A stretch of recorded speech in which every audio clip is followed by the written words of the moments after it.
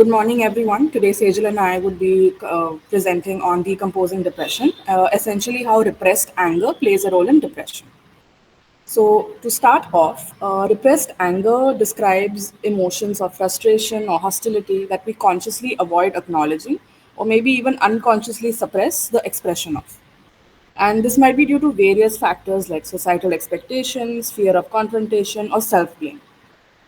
And while anger is a natural human emotion, repressing it can make it manifest indirectly through symptoms such as irritability, passive aggressiveness, or physical ailments even. Research suggests a potential link between repressed anger and its contributions to feelings of self blame, worthlessness, hopelessness, which are common features of depression. So now we'll discuss three theories that explain the link between depression and anger. Let's start off the psychoanalytic theory. So now, while Freud didn't use the exact phrase "anger turned inwards" verbatim, the concept is closely related to his ideas about the internalization of anger and its role in depression. Now, the id's aggressive impulses, particularly anger, can be deemed unacceptable by the ego and superego. So instead of expressing this anger outwardly, individuals may internalize it, directing it towards themselves. So now the defense mechanisms, which are basically unconscious strategies that the ego employs to manage anxiety caused by unacceptable urges, over here, repression becomes the key defense mechanism.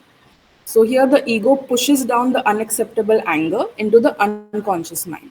And this trapped, internalized anger can resurface indirectly, disguised in different forms, and can manifest as self blame, self criticism, feelings of worthlessness, which are characteristic features of depression.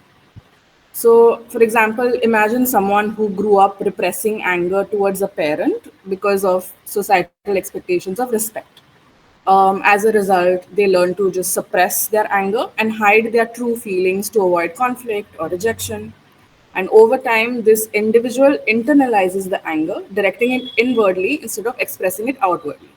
They may constantly criticize themselves, feel unworthy of love or success, or experience feelings of hopelessness and helplessness. And despite appearing calm on the surface, their repressed anger contributes to a persistent sense of dissatisfaction and sadness, and eventually leading to symptoms of depression. The next theory we'll be talking about is the cognitive behavioral theory by Beck. And unlike psychoanalysis, CBT focuses on the present and how our thoughts, behaviors, and emotions interact. Right? It emphasizes the role of cognitive distortions, which are basically negative thought patterns that contribute to emotional distress. CBT suggests that this avoidance of expressing one's anger or frustration, it might be fueled by very unhelpful thoughts such as I shouldn't feel angry, or if I express anger, I'll be rejected. And these negative thoughts can lead to emotional suppression, pushing down the anger but not resolving it. Over time, this bottled anger can contribute to feelings of hopelessness, helplessness, which, like we know, are common symptoms of depression. And CBT suggests that unexpressed anger can lead to increased rumination. So basically, dwelling on negative thoughts and the situations that cause the initial anger. It could lead to self blame. It could lead to negative self talk, which fuels feelings of worthlessness or inadequacy. And all of these factors together can contribute to a downward spiral, which worsens the depressive symptoms. Over here, if we imagine an individual at the workplace, so she witnesses a colleague of hers taking credit for her work during a meeting. She feels a surge of anger, but fearing conflict and wanting to maintain a positive work environment, she keeps quiet. And by avoiding expressing her anger, she might engage in rumination. So she replays the situation in her mind, focusing on the injustice, her inability to speak up, and she might think things like, maybe I should have spoken up sooner, or it's my fault for not being assertive enough. So, over time, these negative thoughts and unexpressed anger can lead to a decline in her mood and motivation. Um, Then finally, we come to the interpersonal theory, which emphasizes the role of our relationships in shaping our emotions and mental health. So here it explores how difficulty expressing anger in relationships can contribute to depression. And it can have a lot of negative consequences. Like, for example, it can breed resentment um, towards the person, and this resentment can further strain relationships. The unexpressed anger can also create a distance and make communication difficult. And this might lead to isolation, which in turn might lead to depression. So, in general, feeling isolated or unsupported in close relationships could contribute to feelings of loneliness, hopelessness, which are symptoms of depression, right? And it also highlights the concept of healthy anger expression. So, this involves assertively communicating our needs and feelings without resorting to aggression or blame. And by expressing the anger constructively, we can maintain healthy relationships and reduce the risk of isolation and depression as well. For an example, here, if an individual feels frustrated and angry with his overbearing parent, um, who constantly criticizes his life choices. Now, because they fear rejection and wants to maintain a semblance of peace within the family, he avoids expressing his anger directly. And by not voicing his anger, he might bottle it up. It leads to resentment. Over time, this anger builds up, turns into bitterness towards the parent. This can strain the communication. He might become withdrawn or sarcastic in his interaction with his parents, and it creates distance, misunderstandings. And because they're not authentically expressing themselves, the unresolved conflict can erode the trust and the connection within the family dynamic. Sorry. Feeling unheard and some unsupported in this primary relationship of his, it might lead to isolation. So he withdraws from family activities, social circles, feels lonely, misunderstood. And ultimately, this isolation and the weight of the unexpressed anger as well can lead to feelings of depression. So, in general, addressing repressed anger can be an important aspect of therapeutic interventions for individuals experiencing depression. So, with that, we move on to suggested interventions. Over to you, Sejal. Thank you, Leanne. Can you please move to the next slide, please? Okay, the first one is, and the most important one, is the emotionally focused therapy. It's a specific therapeutic approach that is very beneficial for individuals experiencing angry depression, the repressed anger, and it was developed by the psychologist Les Greenberg. And this type of therapy categorizes anger as either adaptive or non-adaptive. First, we would be talking about adaptive anger. So basically, adaptive anger helps motivate assertive rather than aggressive action. So imagine you having, gain weight, for example, because of unhealthy eating habits and lack of exercise. So in this case, the person might feel adaptive anger at himself or herself for letting the situation get out of hand. And this also might feel the person might feel motivated to make and follow healthy eating and fitness plan.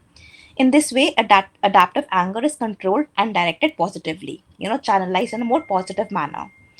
And maladaptive anger would be, in this we could take an example of, instead of downward spiral of self-pity and hopeless inaction. So instead of, planning out healthy behavior, the person would feel helpless or go through traumatic experiences.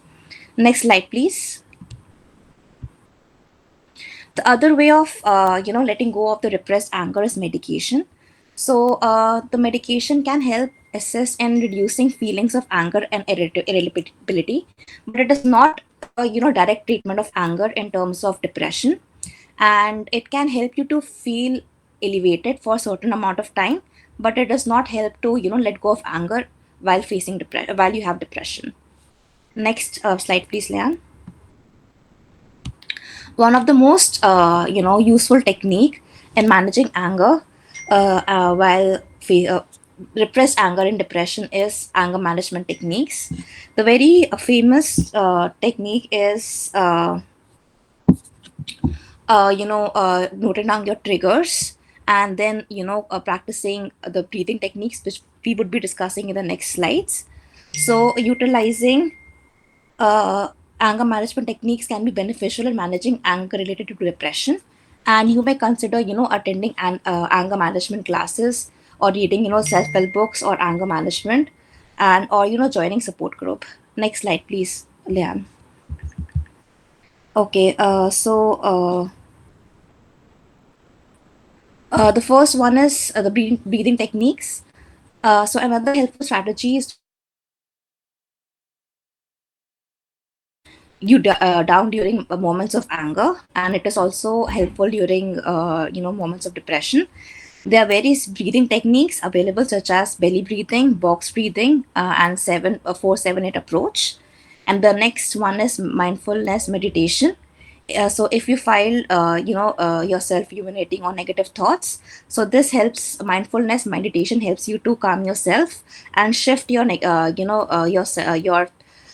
thoughts to more positive thoughts, and your you know channelize your negative thoughts into more positive thoughts and help you to be a more soother person. Next slide, please, Lian. So, in conclusion, depression and anger often are intervened as irritability, frustration, and outbursts commonly accompanying depressive symptoms.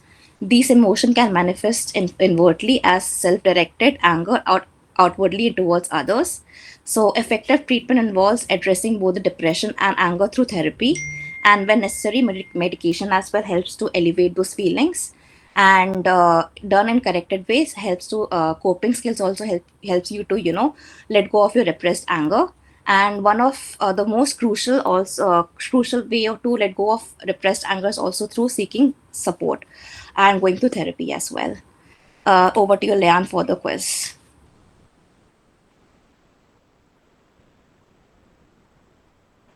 Okay, so the first question we have here is, according to the psychoanalytic theory, how does repressed anger contribute to depression? One is by leading to over-expression of anger towards others. B is by directing anger inwardly or resulting in self-blame and worthlessness. Or C, suppressing all emotions, including anger, equally.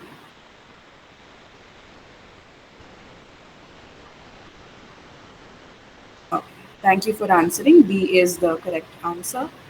Uh, Next, the second question is, according to the interpersonal theory, how might repressed anger manifest in relationships? A, by expressing anger openly and assertively. B, by avoiding conflict and suppressing emotions. Or C, by seeking therapy to address anger issues.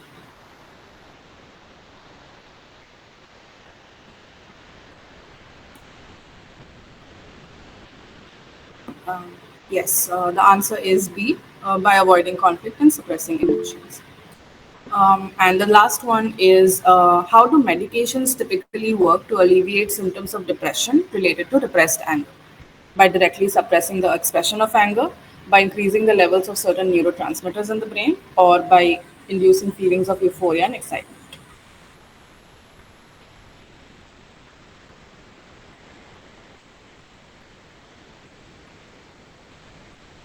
Yes, here as well, the answer is B.